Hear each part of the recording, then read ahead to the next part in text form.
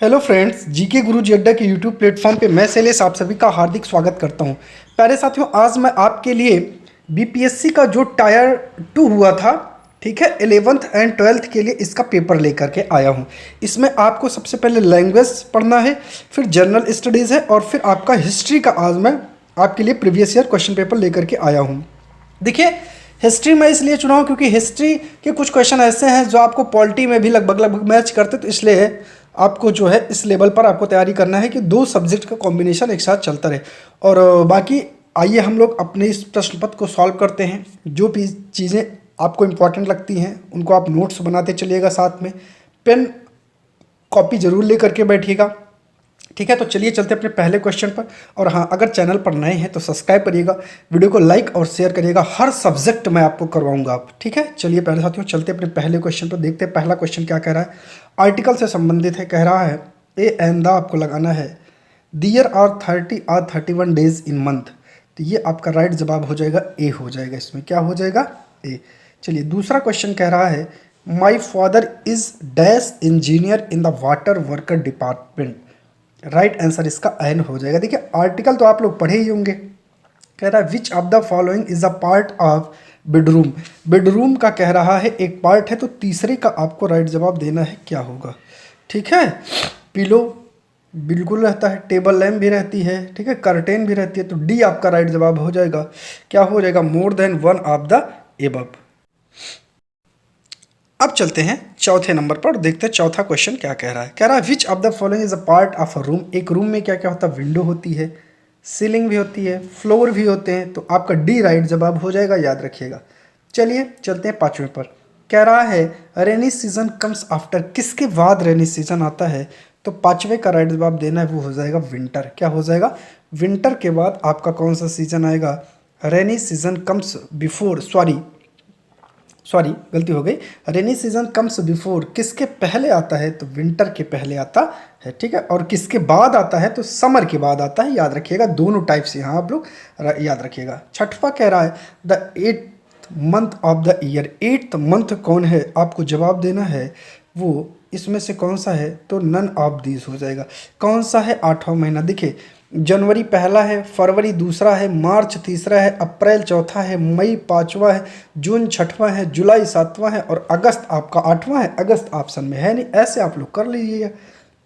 Sister in law is, सातवें का right जवाब क्या हो जाएगा, ठीक है। सिस्टर इन लॉ किसको कह सकते हैं, husband sister, wife sister, brother wife, तो आपका डी राइट जवाब हो जाएगा, मोर देन इसमें ज़्यादा ऑप्शन है। कजिन्स आर, कजिन्स का आठवें का राइट जवाब क्या होगा, तो इसमें भी क्या हो जाएगा, मैटरनल भी बोलते हैं, पैटर्नल भी बोलते हैं, सिबलिंग्स भी बोलते हैं, तो डी आपका राइट जवाब हो जाएगा, याद रखिएगा, ठीक है। चलिए नौवां कह रहा है चांदी शब्द में कौन सी संज्ञा है, तो नौवे का आपको बढ़िया सा जवाब देना है। इस आंसर का क्या होगा, तो कह रहा है चांदी शब्द में कौन सी संज्ञा है, तो वो आपकी चांदी क्या है भैया, द्रव्यवाचक है ना, ये तो पढ़े ही है। निम्नलिखित में से कौन सा एक वचन है, तो 10वें का राइट जवाब दीजिए, एक वचन इसमें छाया है, याद रखिएगा। चलिए चलते हैं 11 और 12 पर, देखते हैं 11 क्या कह रहा है। 11 कह रहा है हिंदी शब्दकोश में छा का क्रम किस वर्ण के बाद आता है। जो क्षत्रिय वाला छा है इसका क्रम पूछ रहा है, तो इसका राइट जवाब हो जाएगा का के पश्चात आता है, याद रखिएगा। वर्णमाला बहुत अच्छे से पढ़िएगा, यहाँ से क्वेश्चन जरूर बनते हैं। जिसकी यह पुस्तक है उसे लौटा दो, इस वाक्य में कौन सा सर्वनाम है, तो इसमें भैया आपका संबंधवाचक है, याद रखिएगा। कौन सा है, संबंधवाचक है। चलिए 13 नंबर पर चलते हैं और देखते हैं क्या कह रहा है। विशेषण का प्रमुख भेद कौन सा नहीं है, तो 13 का राइट जवाब हो जाएगा असार्वनामिक विशेषण नहीं होता है, बाकी ये हैं, ठीक है दोनों। चलिए अगला कह रहा है निम्नलिखित में से कौन सा अशुद्ध शब्द है, तो 14 का आपका राइट जवाब क्या होगा, विभत्स क्या है, अशुद्ध शब्द है, याद रखिएगा। चलिए 15 नंबर पर चलते हैं और राइट जवाब देखते हैं क्या होगा। कह रहा है कि निम्न में से कौन शुद्ध वर्तनी वाला शब्द है, तो शुद्ध वर्तनी वाला आपका क्षत्रिय है, याद रखिएगा, बाकी ये दोनों गलत हैं। 16 नंबर पर चलते हैं। 16 नंबर कह रहा है कि कौन सा तत्सम शब्द है, तो 16 का राइट जवाब क्या हो जाएगा, स्नेह आपका तत्सम शब्द है, ठीक है। चलिए चलते हैं 17 नंबर पर और देखते हैं 17 का राइट जवाब क्या होगा। कौन सा विदेशी शब्द है? तो देखिए जल्दी से आपको बताना है। 17 का राइट जवाब चाय शब्द आपका विदेशी है, याद रखिएगा। रचना के आधार पर जिन शब्दों के खंड सार्थक ना हो उन्हें कौन सा शब्द कहा जाएगा? तो उन्हें रूढ़ शब्द कहा जाता है, याद रखिएगा। बहुत अच्छे से पढ़ लीजिएगा भैया, बहुत इजी क्वेश्चन बनते हैं। निम्न में से किस वाक्य में अकर्मक क्रिया है? तो 19 का राइट जवाब होगा बालिका लजाती है, बी में होगा, याद रखिएगा। निम्न में से कौन सा देशज शब्द है जो अपने देश का शब्द है? तो वो आपका परवल है, याद रखिएगा। परवल हमारा देसी शब्द होता है। चलिए 21 पर चलते हैं। 21 कह रहा है कौन सा शब्द रूढ़ शब्द नहीं है? नहीं को याद रखना है। तो 21 का राइट जवाब क्या होगा? लकड़ी, जलधारा, महर्षि। उपर्युक्त में से एक से अधिक, तो डी आपका राइट जवाब हो जाएगा, उपर्युक्त में से एक से अधिक। खारिज किस भाषा का शब्द है? याद रखिएगा, कहते नहीं हमारी दरखास्त खारिज हो गई या ऐसी चीज़ें खारिज हो गई, तो खारिज किस भाषा का शब्द है? 22 का राइट जवाब होगा अरबी भाषा का शब्द है, याद रखिएगा। 23 कह रहा है कि शुद्ध और अशुद्ध वर्तनी का कौन सा युग्म सही नहीं है? तो 23 का राइट जवाब देना है। तो ये सारे के सारे क्या हो जाएंगे? सही नहीं है। तो इसका राइट जवाब होगा उपर्युक्त में से कोई नहीं, क्योंकि जो दिए हैं वो सारे के सारे क्या है? सही हैं, याद रखिएगा। चलिए 24 पर चलते हैं। कह रहा है उसका भविष्य उज्जवल है। इस वाक्य में रेखांकित शब्द की शुद्ध वर्तनी क्या है?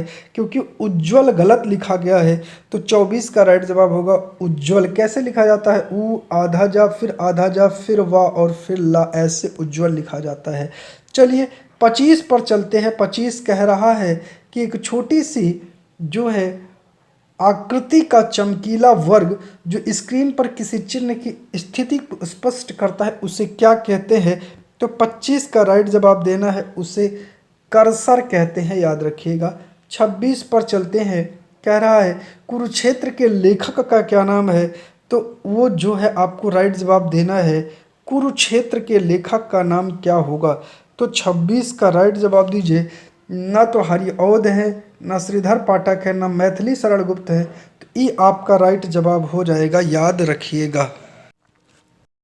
चलिए अब हम लोग चलते हैं 27 नंबर के क्वेश्चन पर और 27 देखते हैं क्या कह रहा है। जसोदा हरि पालने झुलावे, हलरावे दुलराई मलवावे, जोई सोई कछु गावे। तो इस 27 का राइट जवाब आपको देना है कौन सा रस है? तो यहाँ आपका देखिए वात्सल्यता है, वात्सल्य झलक रहा है, माँ अपने बच्चे में कितना प्रेम दिखा रही है, ये इसका राइट जवाब वात्सल्य होगा।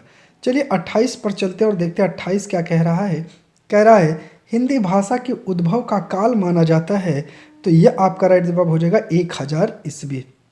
ठीक है। चलिए 29 नंबर कह रहा है भारतीय काव्यशास्त्र में क्षमाशील, गंभीर, स्थिरचित्त, स्वाभिमानी एवं दृढ़ प्रतिज्ञ नायक को कहा गया है। 29 का राइट जवाब क्या हो जाएगा? धीरोदत्त या धीरोदात्त कहा गया है, याद रखिएगा। 30 नंबर पर चलते हैं। जिन शब्दों पर लिंग वचन कारक का कोई प्रभाव ना पड़े वो क्या कहते हैं? वे अविकारी शब्द कहलाते हैं, याद रखिएगा। और विकारी पर प्रभाव पड़ता है, ये भी याद रखिएगा। चलिए अब जर्नल स्टडीज़ की बारी आती है और जर्नल स्टडीज़ पर हम लोग चलते हैं और देखते हैं जर्नल स्टडीज़ से संबंधित क्या क्या क्वेश्चन आए हैं। चलिए पहला क्वेश्चन है, एक आयताकार हाल के फर्श की परिधि 250 मीटर है। यदि 10 रुपये प्रति वर्ग मीटर की दर से चारों दीवारों को पेंट करने की लागत 15,000 है, तो हाल की ऊंचाई आपको बताना है। देखिए अब इसको सॉल्व करने का तो बहुत समय है नहीं, लेकिन मैं इसको बता देता हूँ। इसका राइट जवाब आपका 6 मीटर होगा, क्योंकि इसको करवाएंगे तो वीडियो वैसे भी बहुत लंबी बनेगी, तो मैं आपको आंसर बताता चल रहा हूँ। कौन सा कथन सत्य नहीं है? तो कौन सा कथन सत्य नहीं? तो 32 का राइट जवाब होगा भैया। देखिए प्रत्येक प्राकृतिक संख्या एक पूर्ण संख्या है, तो ये सही है।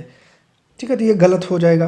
प्रत्येक पूर्णांक एक पूर्ण संख्या है, तो बताइए, तो ये आपका क्या हो जाएगा? गलत हो जाएगा, यही आपका सही हो जाएगा। ठीक है, तो याद रखिएगा 32 का बी आपका राइट जवाब हो जाएगा। कह रहा है 7 क्रमागत संख्याओं का औसत 20 है, तो इनमें सबसे बड़ी संख्या क्या होगा? 33 का राइट जवाब देना है। इनमें सबसे बड़ी संख्या 23 होगी, याद रखिएगा। क्या होगी? 23 होगी, याद रखिएगा। समीकरण A x square B x plus C बराबर 0 के दो भिन्न वास्तविक मूल होंगे तो 34 का राइट जवाब देना है b square minus 4ac greater than 0। ये आपका राइट आंसर इसमें हो जाएगा। चलिए 35 पर चलते हैं। कह रहा है मोहन 25 दिनों में एक काम को कर सकता है जिसे सोहन 20 दिनों में पूरा कर सकता है। दोनों एक साथ 5 दिनों के लिए श्रम करते हैं और उसके बाद मोहन काम छोड़ देता है। शेष कार्य को पूरा करने में सोहन को कितना समय लगेगा? तो 35 का राइट जवाब आपका होगा 11 दिन। देखिए इसको सॉल्व करवाएंगे थोड़ा समय ज़्यादा लगेगा, इसीलिए जब आप कहेंगे तो मैं इन क्वेश्चनों की अलग से वीडियो सॉल्व करके बना के आपको दे दूंगा, ठीक है, समझा दूंगा अच्छे से। अभी हमको ढेर सारे क्वेश्चन देखना है, इसीलिए इसको हम लोग थोड़ा जल्दी जल्दी करेंगे। चलिए 36 करा यक्स बराबर A square minus B square Y बराबर 30 तो ए प्लस बी बराबर 15 हो तो 36 का राइट जवाब दीजिए क्या हो जाएगा? तो इसमें उपर्युक्त में से एक से अधिक बन सकता है, याद रखिएगा, ठीक है। चलिए 37 कह रहा है कि यादृच्छिक रूप से चुने गए गैर लीप ईयर वर्ष में 53 रविवार होने की प्रायिकता है। तो बताइए 37 का राइट जवाब क्या होगा? 1/7 हो जाएगा। कितना? 1/7। चलिए अगला है 38 कह रहा है कि यदि 7 की पावर 12x प्लस 6 बराबर 49 की पावर 13x प्लस 12 हो तो यक्स का मान बताना है। तो 38 का राइट जवाब आपका यहाँ यक्स का मान क्या आएगा? 3 आएगा, याद रखिएगा, ठीक है। चलिए अब अगला कह रहा है मायोपिया वह बीमारी है जिसमें व्यक्ति देख नहीं पाता है। तो 39 का राइट जवाब आपको देना है क्या होगा?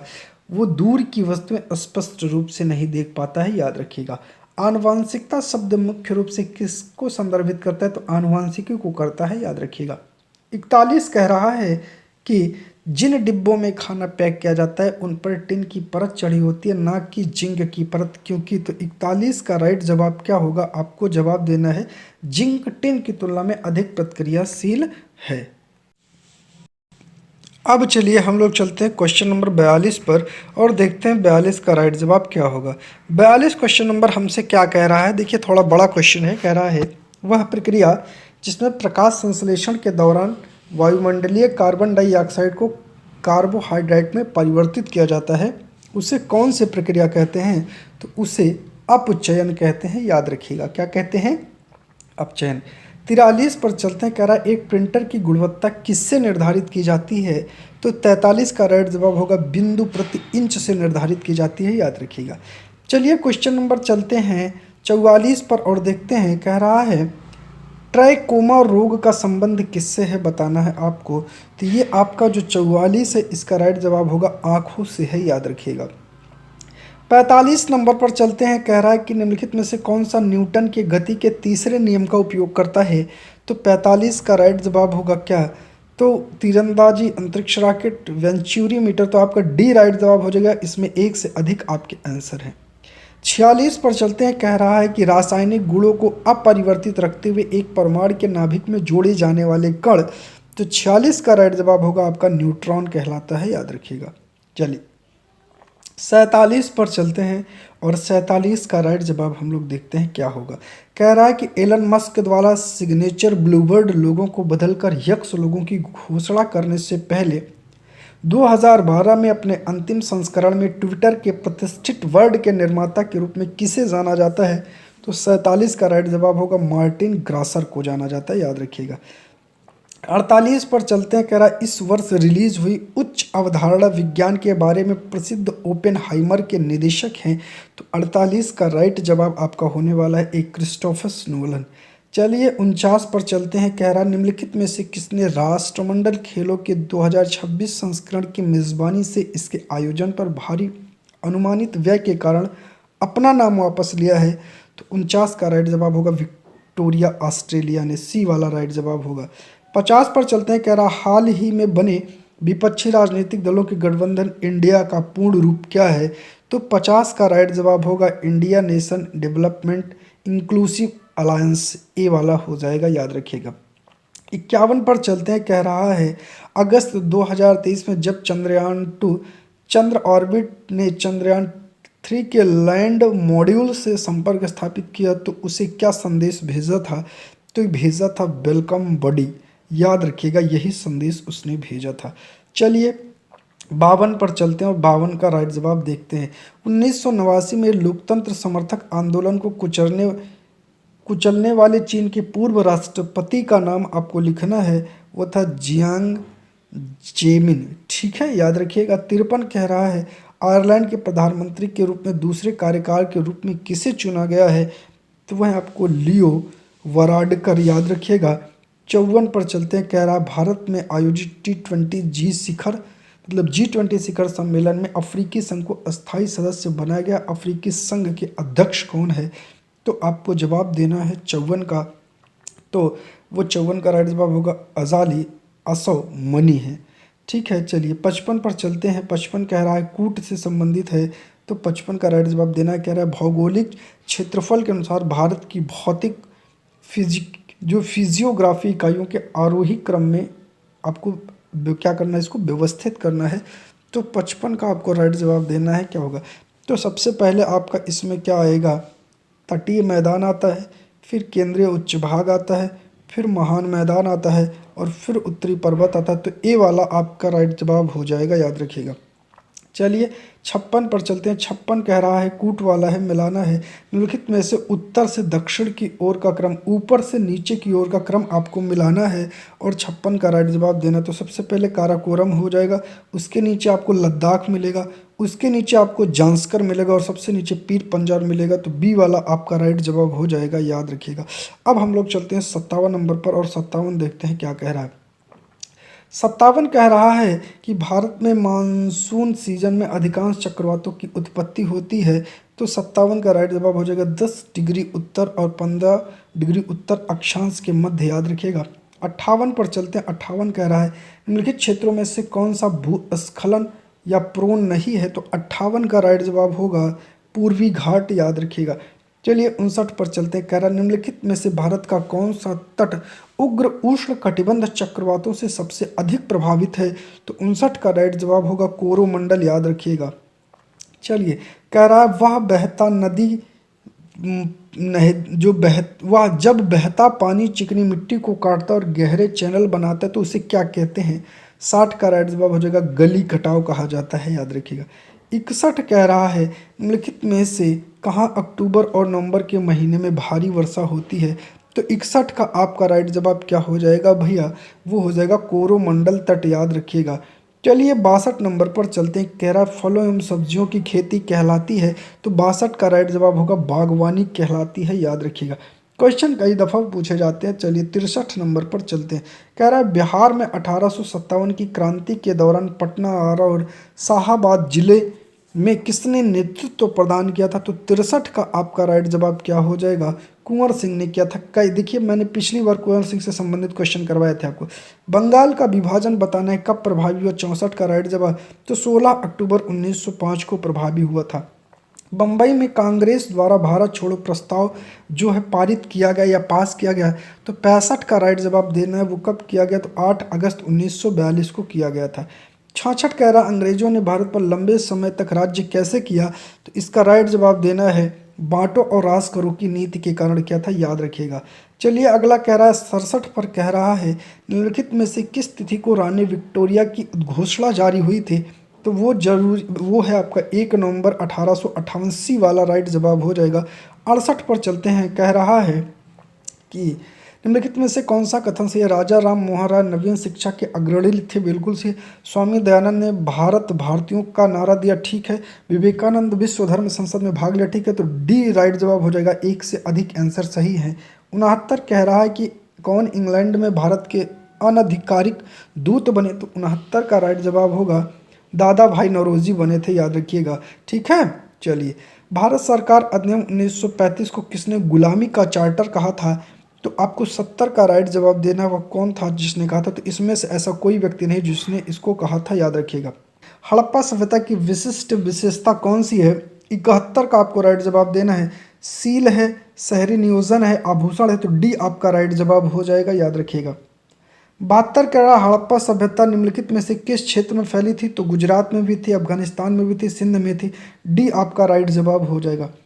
हड़प्पा स्थलों पर आपको बताना है 73 का राइट जवाब, तो हल रेखा भी पाई गई, हल का टेराकोटा भी पाया गया, नहरों के निशान पाए गए। डी आपका राइट जवाब हो जाएगा।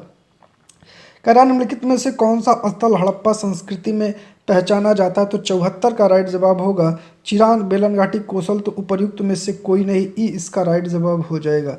चलिए 75 पर चलते हैं। कह रहा है हड़प्पा वासी निम्नलिखित में से किसको मानते थे? तो 75 का आपका राइट जवाब क्या होगा बताइए? वो था मृत्यु के बाद का जीवन, इसी को मानते थे, याद रखिएगा। चलिए तमिल में कौन शामिल है, या तमिलकम में कौन शामिल है? आपको 76 का राइट जवाब देना है। चोल, चेर, पांड्य। तो डी हो जाएगा, उपर्युक्त में से अधिक सारे शामिल हैं। 1810 ईस्वी के दशक में किसने संस्कृत और द्रविड़ भाषाओं को 8000 से अधिक शिलालेख एकत्र किए थे? तो वो आपका कॉलिन मैक्रॉन्जी था, याद रखिएगा। 78 पर चलते हैं। कह रहा है सातवाहन और शक शासकों द्वारा भूमि अनुदान का सबसे आरंभिक अभिलेख साक्ष्य किस काल का है? 78 का राइट जवाब आपका हो जाएगा 100 से लेके 200 ईस्वी का है, याद रखिएगा। चलिए इसके बाद चलते हैं 79 पर। कह रहा है कन्नौज के राजा हर्षवर्धन ने शासन किया।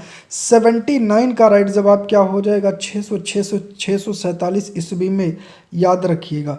कह रहा है शिलालेखीय साक्ष्य की सीमा क्या है? तो 80 का राइट जवाब आपको देना है। तो वो क्या है? अक्षर बहुत धुंधले होते हैं इसलिए पढ़ना मुश्किल है, ठीक है। वे उन सभी बातों पर चर्चा नहीं करते जिन्हें आज हम महत्वपूर्ण मान सकते हैं, ठीक है। कई बार उन्हें समझना कठिन होता है, ठीक है।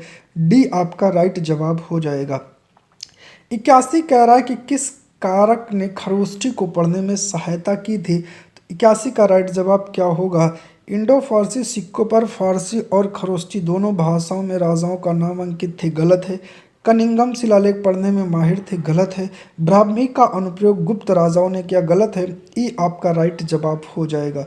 चलिए 81 पर चलते हैं, हो गया। 82 पर चलते हैं। कह रहा है जब वी.एस. सुकंथकर के संपादन में महाभारत का आलोचनात्मक संस्करण निकालने का निर्णय लिया गया तब यह तय किया गया कि 82 का राइट जवाब देना है देश के विभिन्न हिस्सों से विभिन्न लिपियों में लिखी गई संस्कृत पांडुलिपियों को एकत्र किया जाएगा। बिल्कुल सही जवाब है ए वाला। चलिए सल्तनत काल में उलूक क्या था बताइए, बढ़िया क्वेश्चन है। तो 83 का राइट जवाब देना है, उलूक था घोड़ा पोस्ट, ठीक है। चलिए 84 कह रहा है कि अब्दुल रज्जाक निम्नलिखित में से किस राज्य का दौरा किया? तो 84 का आपका राइट जवाब हो जाएगा मैंगलोर हो जाएगा, याद रखिएगा। इसके बाद हम लोग चलते हैं 85 पर और देखते हैं 85 का राइट जवाब क्या होगा।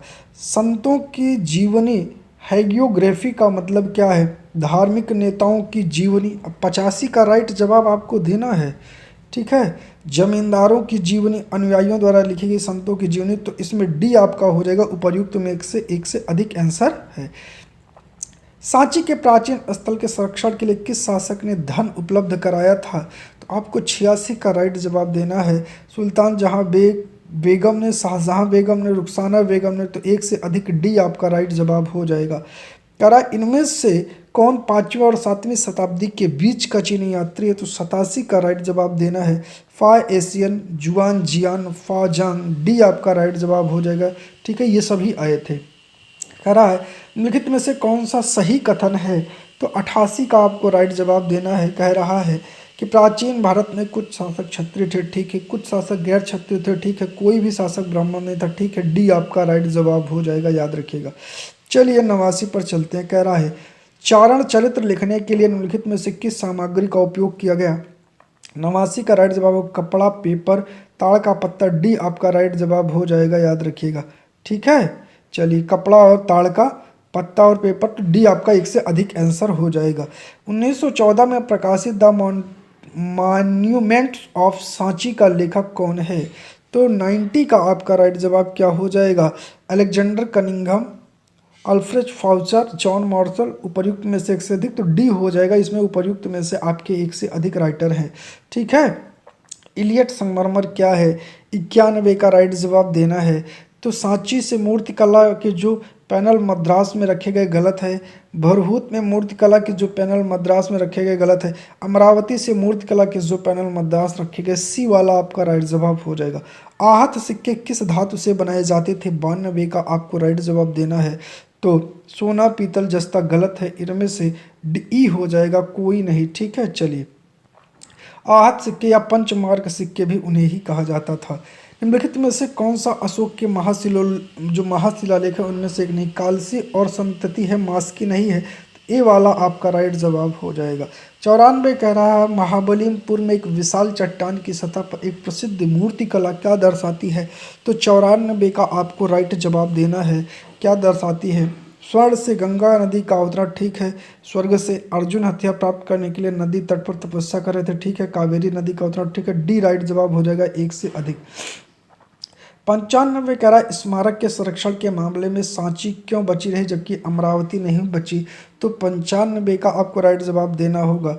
अमरावती समुद्र के तट पर स्थित था, कोई नहीं है इसका, कोई वो नहीं। अमरावती को अंग्रेजों ने फ्रांसीसियों से खरीदा था, नहीं।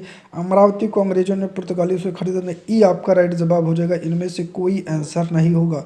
चलिए, कह रहा है इब्न बतूता ने पान और नारियल का विस्तार से वर्णन क्यों किया? 96 का राइट जवाब देना है। तो ये दोनों उत्पादन बहुत पसंद थे, नहीं। वे चाहते थे कि इन दोनों पेड़ों को संरक्षित किया जाए, नहीं। इन दोनों पेड़ों से बनी औषधियों से पेस्ट का गंभीर दर्द ठीक हो जाता था, नहीं। उपर्युक्त में से कोई आंसर नहीं है, याद रखिएगा। 97 पर चलते हैं। बर्नियर का मानना था, बताइए 97 का राइट जवाब दीजिए। कह रहा भारत में भूमि का स्वामित्व केवल हिंदुओं के पास, गलत है।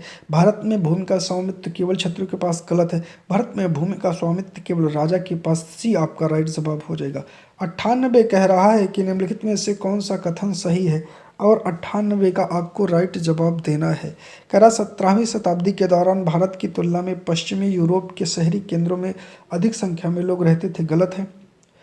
17वीं शताब्दी के दौरान पश्चिमी यूरोप की तुलना में भारत में शहरी केंद्रों में अधिक संख्या में लोग रहते थे, बी आपका राइट जवाब हो जाएगा। चलिए चलते हैं 99 पर और 99 का राइट जवाब देखते हैं। कौन सा कथन गलत है? गलत कथन आपको बताना है, 99 का राइट जवाब दीजिए, ठीक है। मध्यकाल में भारत में सभी गुलाम समान थे, ठीक है, ये भी ठीक है। मध्यकाल में भारत में जितने भी दास थे उन पर राजशाही का अधिकार था, ये भी सही है। मध्यकाल में भारत में केवल पुरुषों को गुलाम बनाया था, ये भी सही। तो डी आपका राइट जवाब हो जाएगा, एक से अधिक आंसर आपके सही है। 100 कह रहा है भारत में दासों का उपयोग निम्नलिखित में से किस उद्देश्य के लिए किया जाता था? तो 100 का राइट जवाब क्या हो जाएगा? दरबार में संगीत और नृत्य प्रस्तुत करना, ठीक। पालकी धोना, ठीक। रईसों पर नज़र रखना जो दास हैं, ठीक। उपर्युक्त में से एक से अधिक, डी आपका राइट जवाब हो जाएगा। महान और छोटी परंपराएं शब्द किससे गढ़े हैं?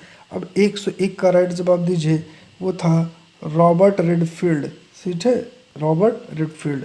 आगे कह रहा 102 का राइट जवाब क्या होगा? मध्यकाल में पूजा प्रणालियों के समन्वय की प्रक्रिया किस प्रकार जो है कार्य करती थी? तो 102 का आपको राइट जवाब देना है। चलिए, कह रहा है मध्यकाल में पूजा प्रणालियों के समन्वयन की प्रक्रिया किस तरह कार्य करती थी? स्थानीय पंथों को एकीकरण के लाभों का एहसास हो, ठीक है। ब्राह्मणवादी विचारों को प्रसार करना और इसे महिला और शूद्रों के लिए सुलभ बनाना, जिसे आमतौर पर वैदिक शिक्षा से बाहर रखा गया था, ठीक है। ब्राह्मणों ने इन और अन्य सामाजिक श्रेणियों की मान्यताओं और प्रथाओं को स्वीकार किया और उन पर फिर से काम किया, ठीक है। तो आपका सही है, तो इसका मतलब डी राइट जवाब हो जाएगा। उपर्युक्त में से एक से अधिक आंसर सही है। कह रहा है भक्ति परंपरा को किन व्यापक श्रेणियों में वर्गीकृत किया गया है? 103 का आपको राइट जवाब देना है। सगुण और निर्गुण में किया गया है, याद रखिएगा। चलिए 104 पर चलते हैं। कह रहा है अलवर और नयनार क्रमशः किन देवताओं की पूजा करते थे? तो 104 का राइट बताइए, विष्णु और शिव का करते थे, याद रखिएगा। चलिए, ठीक है।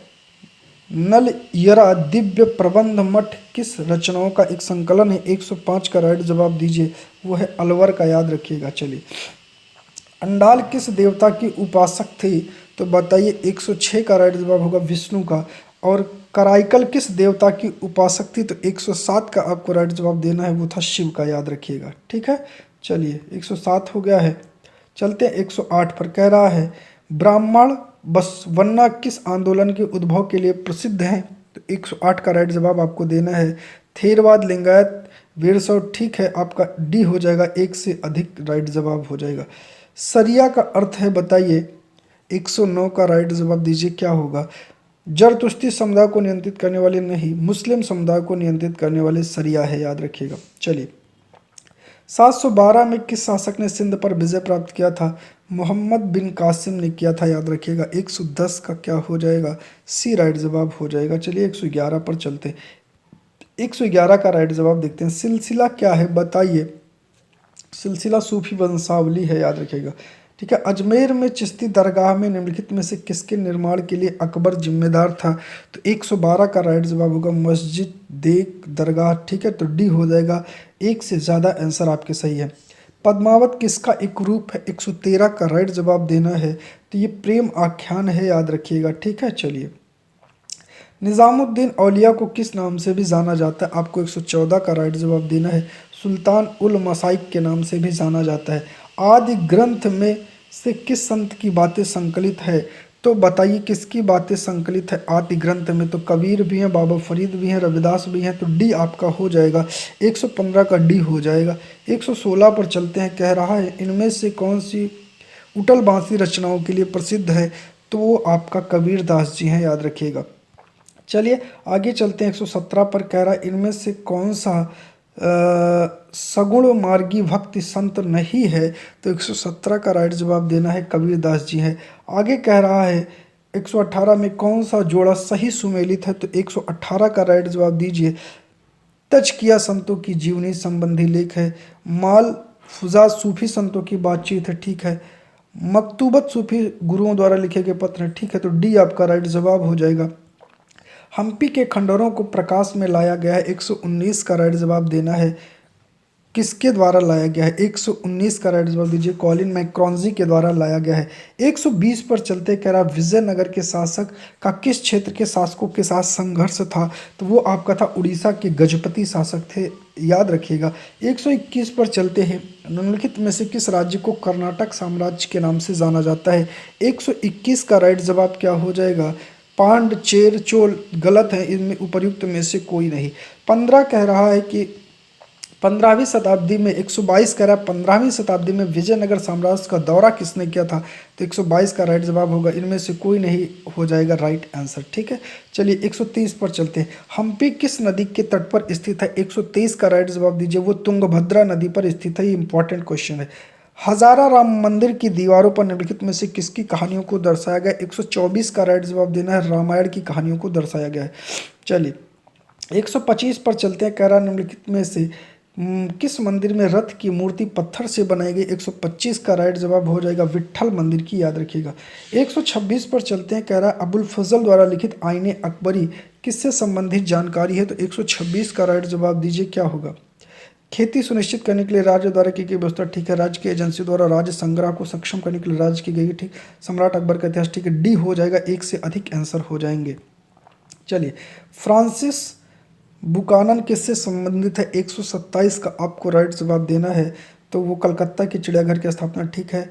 बाटे निकल गार्डन के प्रभारी। ठीक है। गवर्नर जनरल के सर्जन। ठीक है, डी आपका राइट जवाब हो जाएगा। कह रहा है 128 भारतीय कृषि के व्यवसायीकरण ने ब्रिटिश पूंजीपति वर्ग को भी लाभान्वित किया, इसके लिए भारतीय कृषक वर्ग को नहीं, या किसने कहा था? तो 128 का आपको राइट जवाब देना है। ये रजनी पामदत्त ने कहा था, याद रखिएगा। 129 पर चलते हैं। कह रहा है कौन सा कथन गलत है बताना है। 129 का राइट जवाब देना है। तो 1862 तक ब्रिटेन में कपास का 90% अधिक आयात भारत से होता था। ठीक है। तो 1857 में ब्रिटेन में कॉटन सप्लाई एसोसिएशन की स्थापना। ठीक। 1860 के दशक में पहले ब्रिटेन में कच्चे कपास का 3/4 आयात अमेरिका। तो डी हो जाएगा। एक से अधिक इसमें क्या हो जाएगा? गलत है, याद रखिएगा। चलिए 130 पर चलते हैं। कह रहा कौन सा गलत युग में सुमेलित है? जो गलत है उसको बताना है और 130 का राइट जवाब देना है। ठीक है। तो अस्थाई बंदोबस्त बंगाल में था, रैयतवाड़ी दक्कन में थी, महालवाड़ी अवध में थी, उपर्युक्त में से कोई नहीं। आपका राइट जवाब हो जाएगा ई। चलिए रिकॉर्डियन विचारों से आप क्या समझते हैं? इसका जवाब दीजिए। 131 का राइट जवाब क्या हो जाएगा? इसमें सुझाव दिया गया कि भूस्वामी को केवल एक निश्चित समय पर प्रचलित औसत लगान पर ही दावा करना चाहिए। ए वाला आपका राइट जवाब है। चलिए 132 पर चलते हैं। कह रहा अंग्रेजों ने परिसीमन कानून क्यों पारित किया, जिसमें कहा गया कि साहूकारों और रैयतों के बीच हस्तांतरित ऋण बांड की वैधता केवल 3 वर्षों के लिए होगी। तो 132 का आपको राइट जवाब देना है, क्या होगा? वे किसानों की भलाई की कामना करते थे, गलत है। वे साहूकारों के लिए अधिक लाभ सुनिश्चित करते थे, गलत है। वे न्यायिक प्रणाली की पवित्रता की रक्षा करना चाहते थे, गलत है। ई होगा। इनमें से कोई नहीं आंसर है। इनमें से कौन नेता 1857 के विद्रोह से जुड़ा नहीं है बताइए। 100 जो है आपको 33 का राइट जवाब देना है। रानी लक्ष्मीबाई, शाह महल, मौलवी अहमदुल्ला शाह, उपर्युक्त में से कोई नहीं। ठीक है, सभी के सभी जुड़े हैं। चलिए 134 कह रहा है कि कौन सा कारण 1857 के विद्रोह की शुरुआत में शुरुआत नहीं है? 134 का राइट जवाब दीजिए। ब्रिटिश सरकार द्वारा दक्कन की मान्यता, तो ये तो है, तो गलत है। यह धारणा कि अंग्रेज भारतीय समाज द्वारा पोषित और पवित्र माने जाते हैं, सामाजिक धार्मिक रीति रिवाजों को नष्ट करते हैं, सही है तो गलत होगा। अंग्रेज किसानों के रक्षक थे, ये वाला ऑप्शन हो जाएगा। चलिए आगे चलते हैं। क्वेश्चन नंबर 135 पर क्या कह रहा है? इनमें से कौन गुजराती है जो लंदन में प्रशिक्षित वकील है? 135 का राइट जवाब दीजिए मोहम्मद अली जिन्ना, याद रखिएगा, वो गुजराती है और लंदन में प्रशिक्षित वकील हैं। अगला कह रहा है इनमें से किसे लाल बाल और पाल के नाम से जाना जाता है? बीजी तिलक, लाला लाजपत राय, बीसी पाल, तो डी हो जाएगा 136 का डी। एक से अधिक आपके आंसर हो जाएंगे, बताइए। 136 का राइट जवाब दीजिए। लाल पाल और बाल के नाम से किसे नहीं जाना जाता है? तो देखिए नहीं पूछा है, तो ये इसमें ई हो जाएगा क्योंकि ये सभी जाने जाते हैं, नेगेटिव है, याद रखिएगा, ठीक है।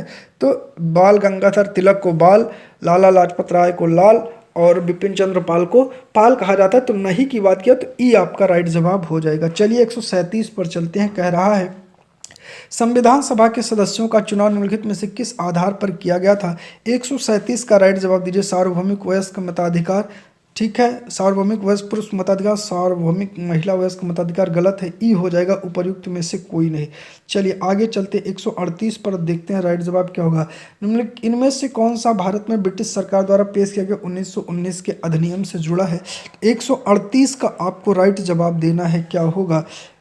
Edwin Montagu, Simon Chelmsford, D हो जाएगा उपर्युक्त में से एक से अधिक, याद रखिएगा, ठीक है। चलिए आधुनिक चीन का संस्थापक किसे माना जाता है? 139 का राइट जवाब देना है, वो था सन यात सेन को माना जाता है। 140 में कह रहा है मेसोपोटामिया यूरोपीय लोगों के लिए क्यों महत्वपूर्ण था? तो 140 का आपको राइट जवाब देना है, वो था इसका ओल्ड टेस्टामेंट, याद रखिएगा। चलिए 141 पर चलते हैं। मेसोपोटामिया सभ्यता निम्नलिखित में से किस नदी से संबंधित है? तो दजला, फरात, डेनबू, तो आप दजला और फरात नदी से संबंधित है, इसलिए आपका डी राइट जवाब हो जाएगा। 141 का डी होगा।